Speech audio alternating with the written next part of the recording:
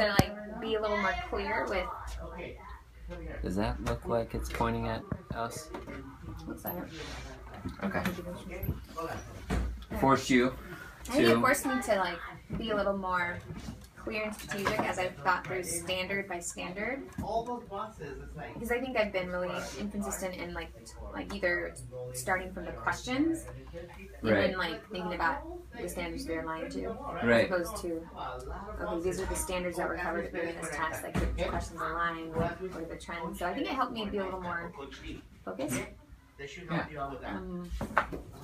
I don't think I finished all of it, but that was good.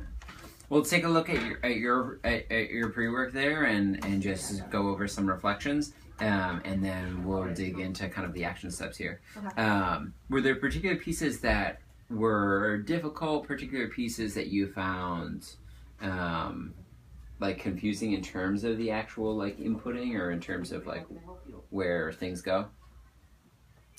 No, just the first new part that's aligned to like the new vision. I kind of wrote a few notes, and I'm like, I'm not sure what we're looking for there. Yeah, like, what the answer key is. Not like, well, not even that, like, to an extent. Should I say, like, 70% of my kids are like showing this, and so I kind of wrote some anecdotes there. But I think everything else is pretty straightforward. I had to redo one part because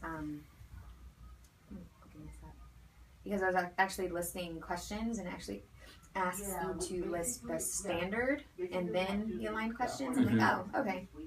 That's what I liked about it. I like that portion. Yeah, so right here, this section right here. That part, I did like the way it's kind of been reorganized a little bit. I thought it was very clear, right? And it has us like chunking it out there, and then there's like a clear differentiation between this one, and then we go on to the next standard. Right. And I think it was useful there in the sense, and like this is something that I was going to highlight for you, like just very specific in like matching, put the whole question there, specific percentages for each of the questions within that particular standard. I think like really leads to a higher quality product there, because then you're looking item by item and determining, okay, this is the question that's going to be the highest lever for me, and this is the question that like they seem to have got. So what that with that kind of analysis there, we're able to determine like, okay, this is the difference here maker that led students to perform much higher or much lower. Yeah. Cool. And just trying to think if there's any other like large reflections on the template before we kind of dig into the nitty gritty.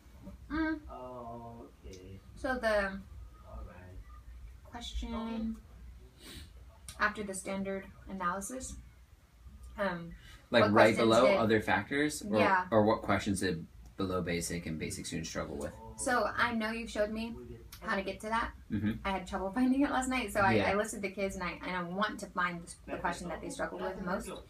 I couldn't remember how to find that. Yeah.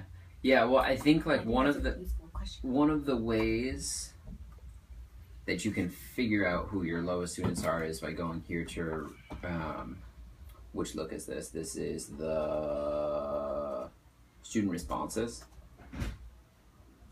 And then you can see what band they're on, and then to get like more specific analysis of them, I think you can filter then those specific students on the you can filter those specific students. So if you go here to reports and you go to response frequency, that's the one that tells you like how many got A, B, C, D respectively. And then you go teacher, Haji, and you can filter students by performance band, I believe. Oh, nice. Yeah, so grade levels, reported rate, Try to do it, because we want to know question, standard. Can you go a little bit further? I think if we give you a nice pack, I think it'll make you feel better. And if it'll just melt my hand. Hold on. If it was broken, you'd be screaming right now. Okay?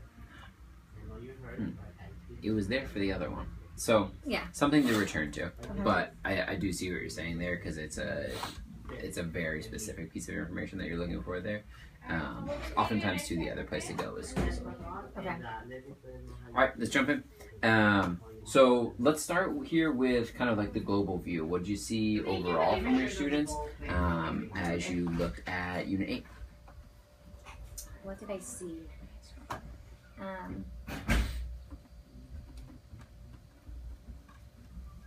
So overall mastery dropped a bit from the previous unit assessment. Yeah. So that previous unit we were pretty high though. Yeah, we were really high. We did really well in poetry, but this one required a lot more writing, so I kind of anticipated a drop. So sorry, I have like a bubble in my chest. No, that's really fine.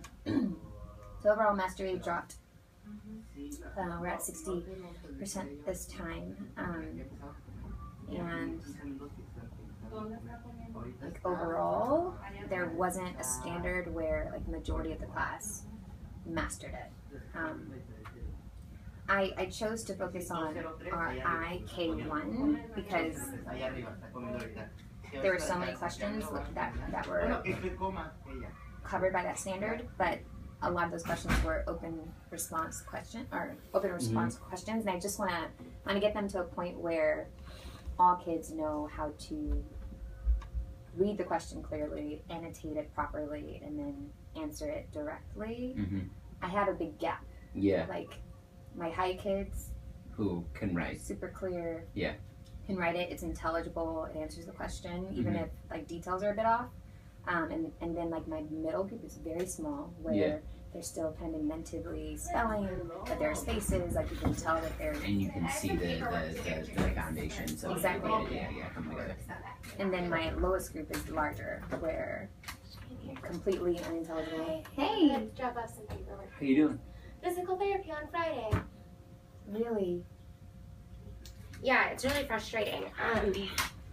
They're like just kind of shuffling me around that office. So yeah, they didn't do x-rays today, and I was asking them too, so I could get like, hey, how long am I wearing this? How long do I get it? And they're like, well, you're gonna start physical therapy on Friday. Well, why? If it's still fractured, isn't that too soon? Yeah. And then I have another appointment next week, so Friday and Wednesday. Kind of. Yeah. You'll be okay. We're gonna work it out. We'll work it out. We got a team here ready to support you. Thank you. Appreciate it. Thanks for hustling back too. We really appreciate having you on campus. Yeah. The kids missed you. That's the big part. Totally. All right. All right. So yeah, I'm glad that you brought up some of those points there, because I do want to, when we dig into kind of more of the standard level analysis, I do want to talk specifically there about some of the written responses, because I saw that as a trend as well. And I think you also pulled out there in the global view just like a really important piece around, you mentioned RIK1. But I think like even more broadly speaking there, when you look across all of the standards, it is RIK1, RIK3, RIK5 that perform the lowest, whereas the RL standards perform much higher, right? So I think important to note there too, that when we look at last unit and how students performed on poetry, right, which is more kind of in the narrative or imaginative side of things, right, fiction based, versus how they're performing now on a non-fiction based one. That might be one of the other things that's leading to these kind of differences in performance there, and something that we should keep in mind there at a higher level, so that we can support students with their understandings there. That's a good point. Cool. All right, let's move right along and let's take a look at those standards. You mentioned K1 first. I also had that on my list of prioritized standards, so let's dig in there. Can we start with the lowest performing question? Yeah, sure. I had 7 as the lowest performing question. You had the same? I thought it was 8.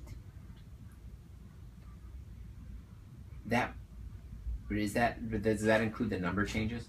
I got some. Yeah. Yikes. Yeah, I have 7, 6. 7 was the multiple choice one. That's why I put that one first. Excuse me, you're right. 8 was the lowest. And then we had 6 and 8 as well. You can start with any of those. Yeah. Okay, let's start with 7 because multiple choice, and then we can dig in a little bit more deeply with the open responses, which I think are important. Okay. What you see there in question 7, and I have a copy of the assessment here too, if you want. Question 7.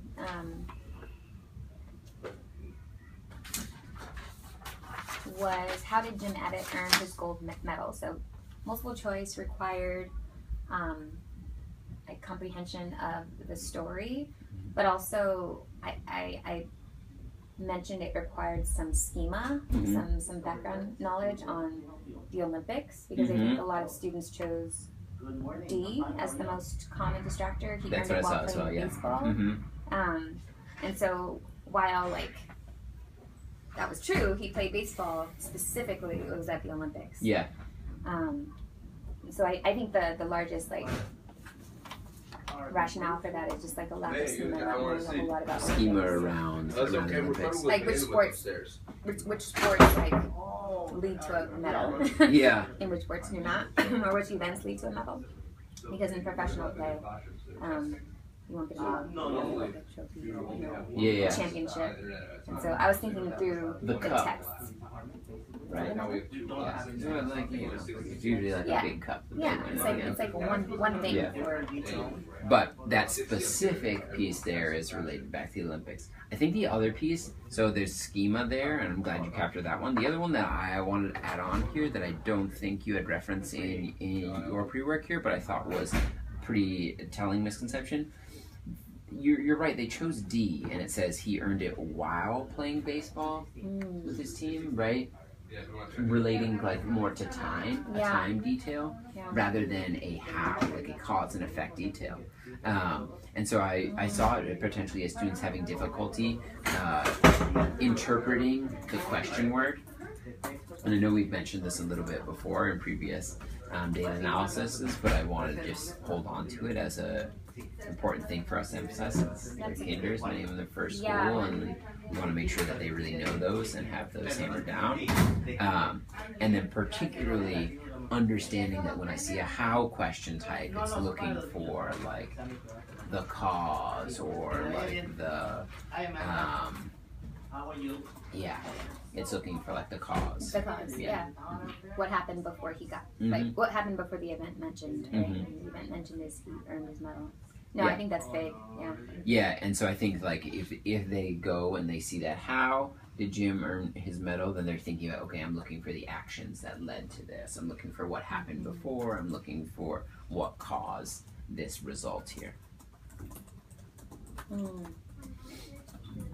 And so specific implications for our practice here related to that question. What do you think that, what would you say needs to happen related to the schema and related to the question type interpretation? Should I get nitty gritty into the current unit, what we would be doing in this current unit? Yeah. I'm already super into folktales. And I think some of them require some background knowledge about the word culture, because folktales are teaching you about a different culture, but also I think how questions can be made a part of IP. Yeah. Because there are a lot of cause and event, or this happened first, or this happened because of that event, things happening in our stories. And particularly I think with folktales, one of the things that I wanted to mention here was when you think about just how they're laid out, there are a lot of things that are, it's fairy tales and folk tales, in those fiction realms, there are a lot of things that are difficult to explain, right? And so finding those moments, those events, those results, and asking, how did that happen?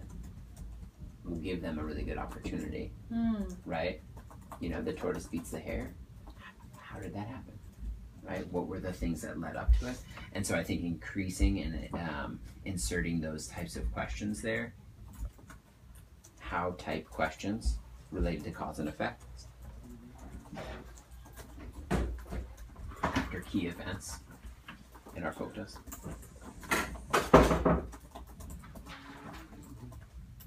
I think that's a big one that I can start doing early today. And then the other one I was going to mention here is just defining the how, who, what, where, when, whys. Do you have that anchor chart up in your room I know that Kayla had one that was along those lines. It had been a coaching move that we talked about with her, but I'm not sure if we specifically connected the dots on that.